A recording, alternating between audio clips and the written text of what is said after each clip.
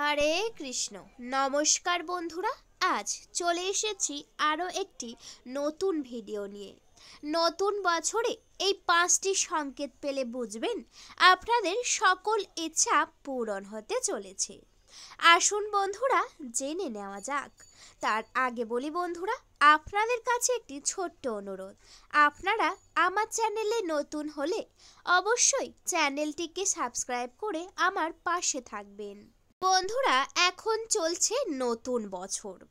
এই নতুন বছরে আপনারা এই 5টি যদি সংকেত পেয়ে থাকেন, অবশ্যই বুঝতে পারবেন যে আপনাদের ভালো সময় আসতে চলেছে। ঠিক তার সাথে সাথে নতুন বছর ভালো কাটতে চলেছে। কি সেই সংকেত জেনে নেওয়া যাক। বন্ধুরা, 1 নম্বর যে সংকেত, সেই সংকেতটি দেখা অত্যন্তই শুভ। সেটি হলো বন্ধুরা, যদি আপনারা স্বপ্নের মধ্যে দেখেন যে আপনাদের সদর দরজার সামনে কোনো ছোট্ট কুমারী মেয়ে শঙ্খ বাজাচ্ছে। হ্যাঁ বন্ধুরা, একেবারেই ঠিকই শুনেছেন। যদি এমনটা স্বপ্নের মধ্যে দেখেন তাহলে তা অত্যন্তই শুভ।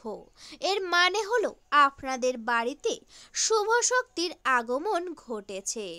স্বয়ং মা লক্ষ্মী এই সংকেত আপনাদেরকে দেখাচ্ছেন।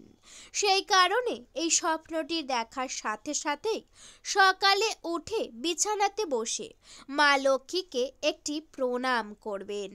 ঠিক তার সাথে সাথে সকল দেবদেবীকে অবশ্যই আপনারা প্রণাম করবেন।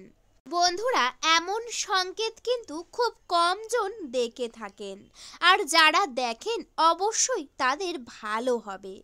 এই সংকেত দেখা মানে হলো স্বয়ং মা লক্ষ্মীকে স্বপ্নের মধ্যে দেখা।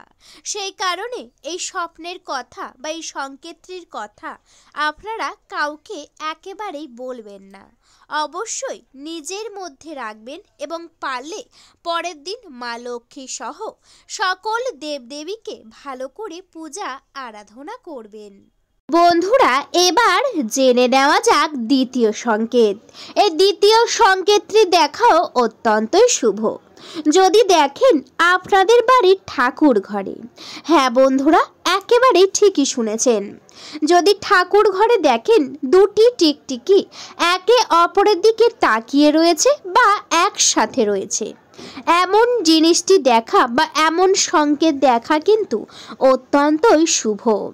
বাড়ির মধ্যে যদি দুটি টিকটিকি একসাথে থাকে তাহলে সেই সকল সংসারে সর্বদাই উন্নতি হয় এবং স্বামী স্ত্রীর সম্পর্ক খুব মধুর হয়। সেই কারণে সেই টিকটিকিগুলিকে আপনারা কিন্তু মারবেন না। অবশ্যই তারা যেমন রয়েছে তেমনভাবেই তাদেরকে থাকতে দেবেন। এই টিকটিকি ঠাকুর ঘরে থাকা মানে হলো আপনাদের ধনসম্পদ বাড়তে চলেছে। যখনই আপনারা এমন সংকেত দেখবেন সঙ্গে সঙ্গে অবশ্যই মা লক্ষ্মীকে একটি প্রণাম করবেন। আর যদি বন্ধুরা দেখেন যে আপনাদের ঘরে দুটি টিকটিকি একে অপরের সঙ্গে লড়াই বা ঝগড়া করছে, এমন সংকেত পাওয়া কিন্তু খুবই অশুভ। এর ফলে কিন্তু আপনাদের পারিবারিক ঝামেলা এবং স্বামী স্ত্রীর মধ্যে ঝগড়া ঝামেলা হতে পারে। সেই কারণে যদি এমন জিনিস দেখেন অবশ্যই আপনারা সেই টিকটিকিগুলিকে তাড়াবেন বা তাদেরকে আপনারা ভয় দেখিয়ে ঝগড়া থেকে ছাড়াবেন। এমনটা অবশ্যই করবেন। তাদেরকে একসাথে ঝগড়া করতে একেবারেই দেবেন না নিজের বাড়ির মধ্যে। যদি আপনারা এই জিনিসটি করেন তাহলে ভালো হবে, কারণ বাড়ির মধ্যে টিকটিকি ঝগড়া ঝামেলা করাকে একেবারেই অশুভ বলে মনে করা হয়। যদি নতুন বছরে এমন সংকেত পেয়ে থাকেন অবশ্যই আপনারা মা লক্ষ্মীকে প্রণাম করবেন এবং জানাবেন আপনার বাড়ির সকল সমস্যা তাহলে দূর হয়ে যাবে। বন্ধুরা, এবার জেনে নেওয়া যাক তৃতীয় সংকেত। তৃতীয় সংকেত খুব কম দেখা যায়। যাদের বাড়িতে দেখা যায় তাদের বাড়ি কিন্তু উন্নতির দিকে এগিয়ে যায়। এই তৃতীয় সংকেতটি হলো, যদি দেখেন আপনাদের বাড়িতে ছাদে বা ঠাকুর ঘরে বা আপনাদেরই ঘরে একটি লক্ষ্মী পেঁচা এসেছে। হ্যাঁ বন্ধুরা, একেবারেই ঠিকই শুনেছেন। যদি দেখেন যে একটি লক্ষ্মী পেঁচা এসেছে ঠিক আপনাদের বাড়িতে এবং অনেকক্ষণ আপনাদের বাড়িতে রয়েছে, বাড়িতে লক্ষ্মী পেঁচা আসা মানে হলো আর্থিক সমস্যা দূর হওয়া এবং আর্থিক উন্নতি হওয়া। সেই কারণে আপনারা যদি এমন সংকেত পেয়ে থাকেন এই নতুন বছরে, তাহলে অবশ্যই বুঝবেন যে আপনার বাড়ির সকল সমস্যা দূর হতে চলেছে। এবং বন্ধুরা, যদি দেখেন দুটি লক্ষ্মী পেঁচা অর্থাৎ যুগল লক্ষ্মী পেঁচা যদি একসাথে বাড়ির মধ্যে আসে, এটি কিন্তু অত্যন্তই শুভ।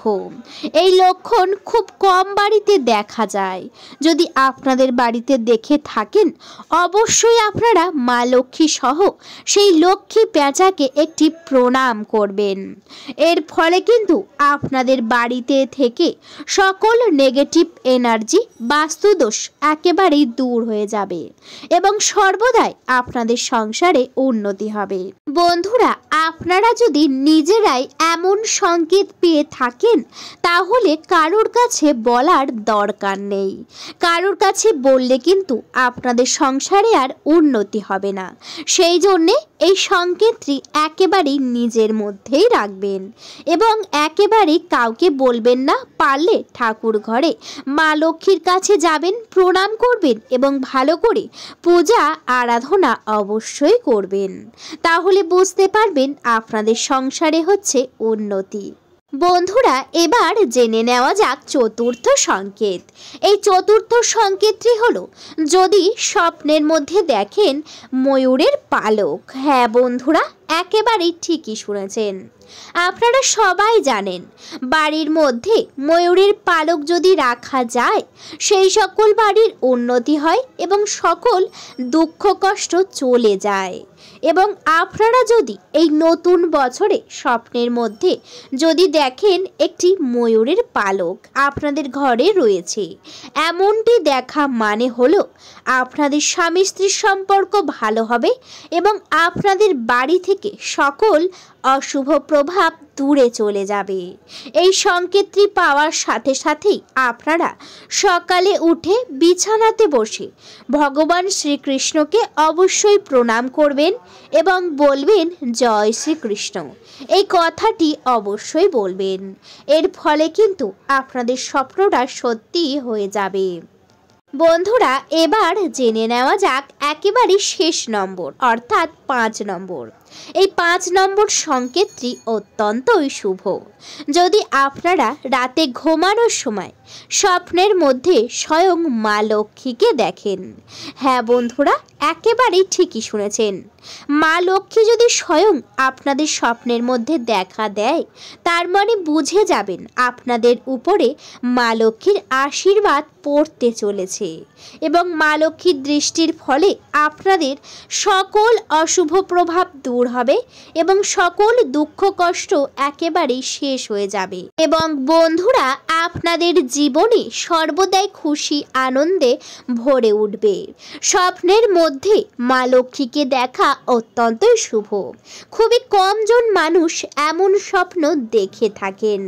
এই স্বপ্ন তখনই আসে যখনই বাড়িঘর পরিষ্কার থাকে, এছাড়াও আপনাদের বিছানা যদি পরিষ্কার পরিচ্ছন্ন থাকে। যদি বিছানা অগোছালো, নোংরা বা কখনোই যদি পরিষ্কার না করেন, তাহলে স্বপ্নে কিন্তু মা লক্ষ্মী কখনোই আসবে না। সেই কারণে বাড়িঘরের সাথে সাথে আপনাদের বিছানাও সর্বদাই পরিষ্কার রাখবেন এবং পারলে প্রত্যেক দিন একটু করে গঙ্গার জল ছিটিয়ে দেবেন।